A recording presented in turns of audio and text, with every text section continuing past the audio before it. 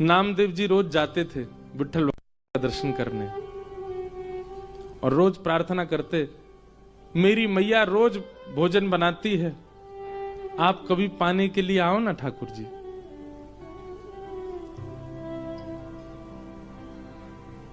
रोज नामदेव जी की एक ही प्रार्थना सुन के ठाकुर जी बोले, हे नामा, अब तू कहता है रोज मेरे घर प्रसाद पाने आओ, यहां दर्शन कौन देगा फिर?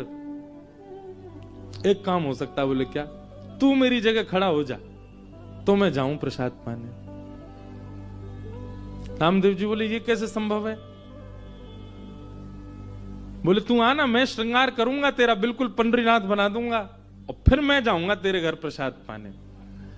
नामदेव जी बोले, कोई बात नहीं, मैं वंचित रहूंगा, मेरी मां तो प्रसन्न हो जाएगी।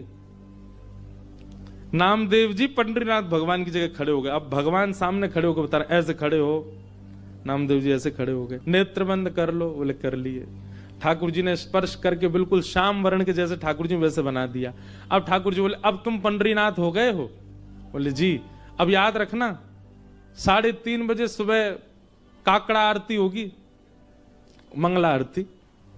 और काकड़ा आरती में ये पुजारी लोग बिल्कुल विचार नहीं करेंगे, ठंडे जल से नवाएंगे, ठिठरना नहीं। उसके बाद तुमको दूध से नवाएंगे, ठिठरना नहीं।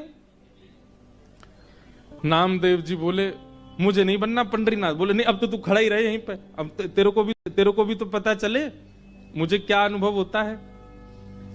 और काकड़ा आरती में नियम होता है कि ठाकुर जी श्री पंडरीनाथ भगवान के मुंह पे मक्खन ऐसे रख देते हैं, मक्खन ऐसे चिपका देते हैं पूरा, और फिर उसके बाद आरती करते हैं ठाकुर जी की।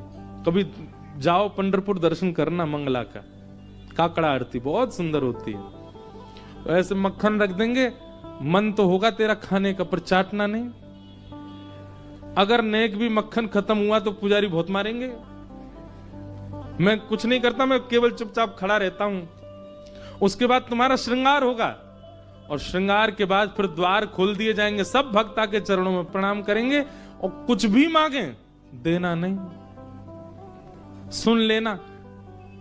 विधि का विधान, कर्म का विधान सब उनको योग्यता दे देगा। तुम सब पर दया करके कुछ भी मत दे देना, नहीं तो लोग कुछ भी मांग लेंगे। अब खड़े रहूं, मैं जा रहा हूं। और अर्धरात्रि में श्री पंडरीनाथ भगवान नामदेव जी के घर गए। द्वार जाकर के खोलो। जैसे ही द्वार खोला माने, आहा, जैसे ही द्वार पर पंडरीनाथ भगवान को देखा, नामदेव जी की माता जी तो आनंदित हो गई, चरणों में गिर पड़ी। ठाकुर जी बोले, मैया जल्दी पवाओ, भूख लगी मुझे। ये पुजारी लोग एक ही चीज पूरन पोली खवाते रहते।